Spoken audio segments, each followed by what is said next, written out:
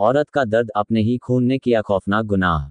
मेरा नाम ईशा है। मैं आज 21 साल की हूं, लेकिन अगर मेरे अतीत की परतें खोली जाएं तो शायद कोई भी मेरी तरह सांस लेते हुए जीना नहीं चाहेगा। मेरी मुस्कान के पीछे जो दर्द छुपा है वह मेरी आत्मा तक को घायल कर चुका है। मैं ये सब इसलिए बता रही हूं ताकि किसी और लड़की को मेरी तरह खामोश रहने की मजबूरी न झेलनी पड़े। जब मैं छोटी थी मेरी दुनिया बहुत मासूम थी। माँ पापा मेरे लिए सब कुछ थे और घर की चारदीवारी मुझे सबसे सुरक्षित जगह लगती थी। मेरा एक छोटा भाई था और मेरा चचेरा भाई आरव। वह मुझसे 6 साल बड़ा था। मोहल्ले में सभी हमें भाई बहन ही मानते थे। शुरू में मुझे भी यही लगता था कि वह मेरा सहारा है। जब मैं छोटी थी तो वह मुझे साइकिल चलाना सिखाता था, स्कूल के बाद मुझे टॉफी दिलाता था और मुझे तंग करने वाले बच्चों से मेरी रक्षा करता था। मुझे हमेशा लगता था कि आरव मेरे लिए एक मजबूत ढाल है। लेकिन उस ढाल ने ही एक दिन मेरी मासूमियत को सबसे गहरे घाव दिए। मैं 13 साल की थी। वह दिन मुझे आज भी याद है जैसे अभी सामने घटा हो। दोपहर का वक्त था। माँ बाजार गई थी और पापा काम पर। घर में मैं अकेली थी। तभी आरव आया और बोला, चलो लुका छुपी खेलते हैं। मैंने बिना सोचे मान लिया। लेकिन खेल अचानक डरावना बन गया। उसने कमरे का दरवाजा बंद कर दिया और बोला, अब तू तभी बाहर निकलेगी जब मेरी बात मानेगी। मैं हैरान थी, मुझे लगा मजाक कर रहा है। लेकिन उसकी आंखों में चमक और चेहरा मुझे डरा रहा था। अगले ही पल उसने मुझे पकड़ लिया और मेरी चीख निकलने से पहले ही मेरे मुंह पर हाथ रख दिया। मैं तड़पती रही, रोती रही, लेकिन उसकी पकड़ बहुत मजबूत थी। वह दिन मेरे लिए मौत से भी भयानक था। उसके बाद मैं बदल गई। मेरे भीतर जो डर बैठा वह आज तक जिंदा है। मैंने माँ से कहने की सोची थी, लेकिन तभी उनके शब्द याद आए, लड़की की इज्जत ही उसकी सबसे बड़ी पूंजी है। मुझे लगा अगर मैंने सच बताया तो माँ को ही लोग दोष देंगे और मेरा नाम खराब कर देंगे। मैं चुप रही। 14 साल की होते होते ये दर्द एक बार का नहीं रहा। जैसे ही घर खाली होता वहां जाता, दरवाजे बंद करता और अपनी हवस पूरी करता।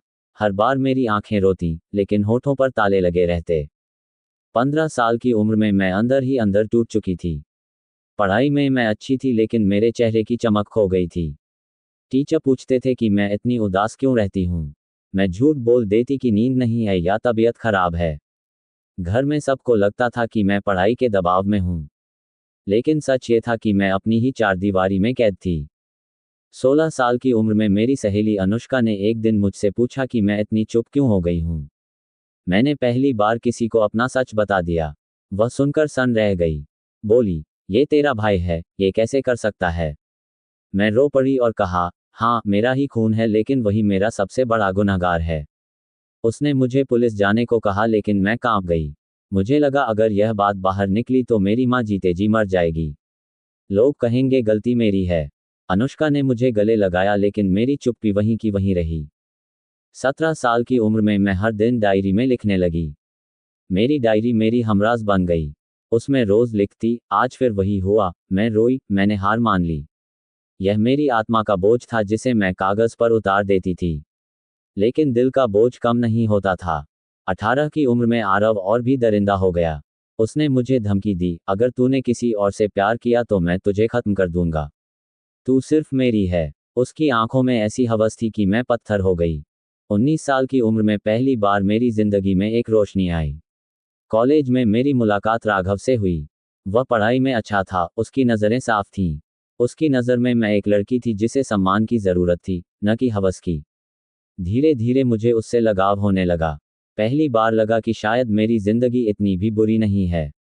लेकिन जैसे ही वह मेरे पास आता, मैं डर जाती। मेरे मन में वही पुराना जख्म ताज़ा हो जाता। मुझे लगता आरव फिर सामने आ जाएगा।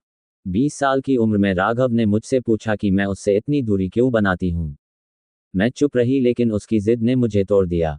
एक दिन मैंने सब कुछ कह दिया। वह सुनकर हैरान रह गया। पहले तो विश्वास नहीं हुआ, लेकिन मेरी आंखों में आंसू देख उसकी आंखें भी भर आईं। उसने कहा, ईशा, तू गुनहगार नहीं है। गुनाह उस जानवर ने किया है। उसकी बातें सुनकर पहली बार लगा कि शायद मैं अकेली नहीं हूँ। लेकिन मेरे दिल का डर अभी भी जिंदा था। 21वें जन्मदिन की रात मेरे लिए सबसे डरावनी साबित हुई। परिवार ने पार्टी रखी थी, सब खुश थे। लेकिन जब सब सो गए तो आरव फिर मेरे कमरे में आ गया। उसने शराब पी रखी थी और बोला, तू किसी और की नहीं हो सकती। इस बार मैंने उसका हाथ झटक दिया और जोर से चीख पड़ी। मेरी चीख सुनकर माँ कमरे में आ गईं। माँ ने हमें उस हालत में देखा। मेरी आंखों में आंसू थे और माँ की आंखों में सदमा। उन्होंने मुझसे सच पूछा और उस रात मैं पहली बार टूटकर सब कुछ बता पाई। माँ फूट फूट कर रोने लगी।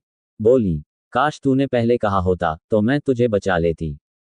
उस रात दीवारें गूंज उठीं। आरव को घर से निकाल दिया गया, लेकिन मेरा दर्द अब भी वहीं है। 13 से 21 साल तक मैंने जो सहा, वह सिर्फ मेरा दर्द नहीं था बल्कि उस समाज का सच था जो लड़कियों को चुप रहने पर मजबूर करता है। मैंने अपनी आवाज़ दबाई क्योंकि मुझे डर था कि लोग मुझे ही दोष देंगे। मैंने अपनी आत्मा को घुटते हुए जिंदा रखा ताकि घर की इज्जत बची रहे। लेकिन अब मुझे समझ आया है कि गुनहगार चाहे अपना ही क्यों न हो, खून का रिश्ता क्यों न हो, इंसानियत से बड़ा कोई रिश्ता नहीं होता। आज जब मैं पीछे मुड़कर देखती हूँ तो मेरा पूरा बचपन और जवानी एक खौफनाक फ्लैशबैक की तरह सामने खड़ा हो जाता है। मेरे जख्म कभी नहीं भरेंगे, लेकिन अब मैं चुप नहीं रहूंगी। मैं हर उस लड़की के लिए आवाज़ बनूंगी जो मेरी तरह चुपचाप दर्द सहती रही। क्योंकि गुनाह करने वाला चाहे कितना ही अपना क्यों न हो, उसे गुनहगार साबित करना ज़रूरी है। मैं 21 साल की हूँ। अगर आप मुझे बाहर से देखेंगे तो लगेगा जैसे मेरी ज़िंदगी बिल्कुल सामान्य है। हंसती हूँ, कॉलेज जाती हूँ, दोस्तों के साथ वक्त बिताती हूँ। लेकिन मेरे भीतर एक ऐसा तूफान पल रहा है जो मुझे हर पल अंदर से खा रहा है। लोग कहते हैं कि इंसान अपने घर में सबसे सुरक्षित होता है, पर मेरे लिए घर ही सबसे बड़ा कैदखाना है। मेरी कहानी आज से कई साल पहले शुरू हुई थी, जब मैं सिर्फ 13 साल की थी। तब तक मेरी दुनिया बहुत मासूम थी। मुझे लगता था कि माँ बाप और परिवार ही सबसे बड़े सहारे होते हैं। मेरे पापा बाहर नौकरी करते थे और माँ घर संभालती थीं। मेरे साथ मेरा छोटा भाई भी था, पर सबसे ज्यादा मुझे अपना चचेरा भाई आरव ही अच्छा लगता था। वह मुझसे 6 साल बड़ा था। हम दोनों बचपन से साथ बड़े हुए थे। मोहल्ले में सब हमें भाई बहन ही मानते थे। आरव हमेशा मेरे आसपास रहता। शुरू में तो उसकी देखभाल मुझे अच्छी लगती थी, पर धीरे धीरे उसकी नज़रें, उसका बर्ताव मुझे अजीब लगने लगा। लेकिन मैं इतनी छोटी थी कि इन बातों को समझ ही नहीं पाती थी। एक दिन जब मैं 14 साल की थी, घर पर कोई नहीं था। माँ बाजार गई थी और पापा काम पर। आरव हमारे घर आया। उसने मुझसे कहा कि चलो खेलते हैं। मैंने हाँ कर दी, लेकिन उस दिन उसने मेरे साथ ऐसा खेल खेला जिसने मेरी मासूमियत हमेशा के लिए छीन ली। मैंने चीखने की कोशिश की, पर उसने मेरे मुंह पर हाथ रख दिया। उसके चेहरे पर डर नहीं, बल्कि अजीब सी सख्ती और हवस थी। उस दिन के बाद से मेरी जिंदगी कभी पहले जैसी नहीं रही। मैं चाहकर भी किसी को कुछ नहीं बता पाए। मुझे डर था कि अगर मैंने सच बताया तो लोग मुझ पर ही उंगली उठाएंगे। और सबसे बड़ा डर यह था कि अगर पापा को पता चला तो वह आरव को मार देंगे और माँ को यह इल्ज़ाम लगेगा कि उन्होंने बेटी की इज्जत नहीं बचाई। मैंने चुप रहना सीखा, लेकिन आरव यही नहीं रुका। वह हर हफ्ते मुझे अकेला पाकर मुझे अपनी हवस का शिकार बनाता। मैं अंदर से टूटती रही। मेरी आंखों में आंसू रहते, लेकिन होंठ चुप थे। धीरे धीरे मुझे यह एहसास होने लगा कि मैं सिर्फ जी रही हूँ, जिंदगी नहीं। जब मैं 16 साल की हुई, तो मेरी एक सहेली ने मुझसे पूछा, ईशा, तू हमेशा उदास क्यों रहती है? मैंने पहली बार उसे सब कुछ बता दिया। वह सुनकर सन रह गई। उसने कहा, तू ये सब बर्दाश्त क्यों कर रही है? पुलिस में क्यों नहीं जाती? मैंने रोते हुए कहा, ये पुलिस का मामला नहीं है। ये मेरा खून है, मेरा अपना भाई है। अगर मैं आवाज़ उठाऊंगी तो मेरी माँ की इज्जत मिट्टी में मिल जाएगी। लोग कहेंगे कि इस घर की लड़की खराब है। मेरी सहेली ने मुझे गले लगा लिया, लेकिन उसके बाद भी मैं खामोश रही। समय बीतता गया। कॉलेज में दाखिला लिया। वहाँ सबको लगता था कि मैं खुशमिजाज लड़की हूँ, लेकिन कोई नहीं जानता था कि मेरी मुस्कान नकली है। 18 साल की उम्र में मेरी जिंदगी में फिर एक तूफान आया। उस दिन आरव ने मुझे धमकी दी, अगर तूने किसी को बताया तो तेरी जान ले लूंगा। उसकी आंखों में ऐसी दरिंदगी थी कि मैं कांप गई। मैं डर डर कर जीती रही। मेरे पास कोई रास्ता नहीं था। माँ को कई बार लगा कि मैं बहुत चुप रहने लगी हूँ, लेकिन मैंने हमेशा बहाना बना दिया कि पढ़ाई का दबाव है। जब मैं 20 साल की हुई, तब मेरी जिंदगी में राघव आया। वह मेरे कॉलेज का लड़का था। बेहद ईमानदार, हंसमुख और समझदार। पहली बार मुझे लगा कि शायद जिंदगी अब कुछ बेहतर हो सकती है। उसने मुझे चाहा, मेरी इज्जत की। लेकिन जब भी वह मुझे पास आता, मेरे मन में डर बैठ जाता। मुझे लगता कि मैं उसके लायक नहीं हूँ। एक दिन राघव ने पूछा, ईशा, तू मुझसे इतना दूर क्यों भागती है? क्या तुझे मुझसे प्यार नहीं? मेरी आंखों से आंसू निकल आए। मैं चाहकर भी उसे सच्चाई नहीं बता पाई। मुझे डर था कि अगर उसने ये सुना तो वह भी मुझे छोड़ देगा। लेकिन राघव की जिद ने आखिरकार मुझे तोड़ दिया। मैंने एक दिन उससे सब कह दिया। वह सुनकर हैरान रह गया। पहले तो उसने विश्वास ही नहीं किया, लेकिन जब मेरी आंखों के आंसू और दर्द देखा तो उसकी आंखें भी भर आईं। उसने कहा, ईशा, तू गुनहगार नहीं है। गुनाह उसने किया है, तू तो बस उसकी शिकार बनी। राघव ने मुझे संभाला। पहली बार मुझे लगा कि शायद मैं अकेली नहीं हूं। लेकिन मेरा डर अभी भी वही था। अगर परिवार को पता चला तो सब मुझे ही दोष देंगे। 21वें जन्मदिन की रात मेरे लिए सबसे डरावनी साबित हुई। उस दिन परिवार ने पार्टी रखी थी। सब खुश थे, लेकिन जब रात को सब सो गए, आरव फिर मेरे कमरे में आ गया। उसने शराब पी रखी थी। उसने मुझे दीवार से धक्का दिया और कहा, तू किसी और की नहीं हो सकती, समझी? अगर किसी को बताया तो तुझे खत्म कर दूंगा। उस रात मैंने पहली बार उसके खिलाफ खड़े होने का फैसला किया। मैंने उसका हाथ झटक दिया और जोर से चिल्लाई। मेरी चीख सुनकर माँ कमरे में आ गईं। माँ ने मुझे उस हालत में देखा और आरव को पकड़ लिया। आरव भाग गया, लेकिन मेरी माँ की आंखों में सदमा था। उन्होंने मुझसे पूछा, ईशा, ये सब क्या है?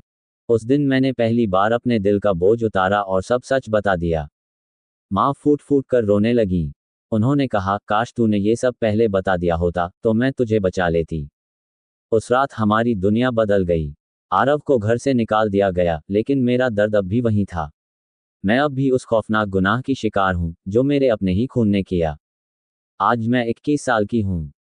बाहर से हंसती हूं, लोगों से बातें करती हूं, लेकिन अंदर से टूट चुकी हूं। मेरे जख्म कभी नहीं भरेंगे। लेकिन अब मैं चुप नहीं रहूंगी। मैंने तय किया है कि मैं हर उस लड़की के लिए आवाज उठाऊंगी जो चुपचाप दर्द सहती है। क्योंकि गुनाह करने वाला चाहे कितना भी अपना क्यों ना हो, खून का रिश्ता क्यों ना हो, अगर उसने इंसानियत के रिश्ते को तोड़ा है तो उसे गुनहगार साबित करना जरूरी है। सच कहूं तो इतने सालों तक मैंने बस सहा, रोई, टूटी और चुप रही।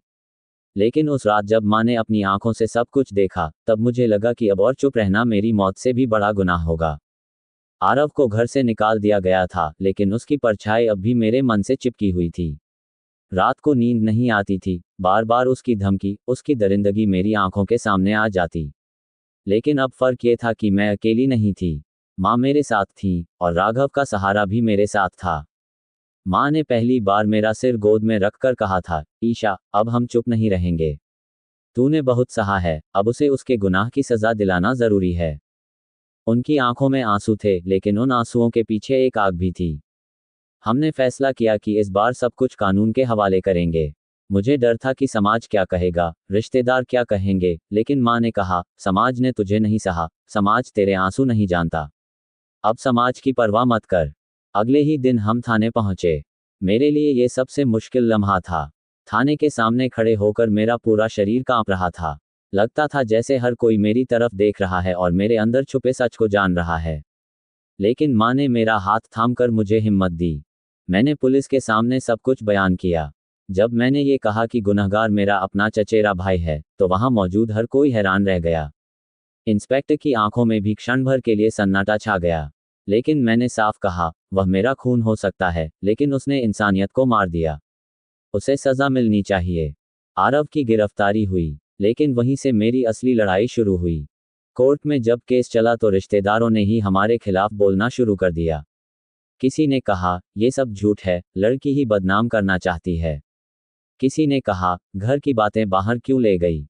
मुझे लगा जैसे हर कोई मुझे दोषी ठहरा रहा हो। लेकिन मैं जानती थी कि इस बार मुझे टूटना नहीं है। राघव हर सुनवाई में मेरे साथ खड़ा रहा। उसने कहा, ईशा, तू अकेली नहीं है।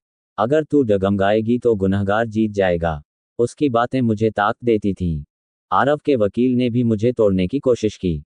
कोर्ट में खड़े होकर उसने कहा, लड़की अपनी मर्जी से ही सब करती रही, अब परिवार की इज्जत खराब करने के लिए कहानी बना रही है। उसकी बातें सुनकर मेरा खून खौल उठा। मैंने पूरी ताकत से कहा, क्या मेरी आंखों के आंसू झूठ हैं? क्या मेरे सालों की चुप्पी झूठ है? अगर मैं झूठी होती तो इतने साल चुप क्यों रहती? सच्चाई यह है कि गुनहगार वही है जिसने खून का रिश्ता तोड़कर मुझे नर्क में धकेला। कोर्ट का कमरा खामोश हो गया। मेरी आवाज में डर नहीं था, सच्चाई थी।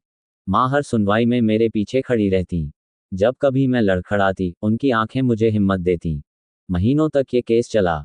समाज की ताने, रिश्तेदारों की नफरत, गली मोहल्ले की फुसफुसाहटें, सबका बोझ मैंने झेला। लेकिन हर बार मुझे याद आता कि अगर मैं हार गई तो न सिर्फ मैं, बल्कि हर वो लड़की हार जाएगी जिसे खून के रिश्ते में गुनाह सहना पड़ता है। आखिरकार वह दिन आया जब अदालत ने अपना फैसला सुनाया। जज ने कहा, गुनाह करने वाला चाहे अपना ही खून क्यों न हो, कानून के सामने सब बराबर हैं। आरव ने जो किया वह इंसानियत के खिलाफ अपराध है। उसे कठोर सजा दी जाती है। उस पल मेरी आंखों से आंसू बह निकले। यह आंसू डर के नहीं, राहत के थे। पहली बार मुझे लगा कि मेरी खामोशी अब इंसाफ की आवाज में बदल गई है। राघव ने मेरा हाथ थाम लिया। माँ ने मुझे गले से लगा लिया। उन्होंने कहा, आज तूने न सिर्फ खुद को बचाया, बल्कि उन अनगिनत बेटियों के लिए राह बना दी है जो चुप्पी में जी रही हैं। आज मैं फिर से वही ईशा हूं, लेकिन अब पहले जैसी टूटी हुई नहीं। मैंने अपने दर्द को अपनी ताक बना लिया है।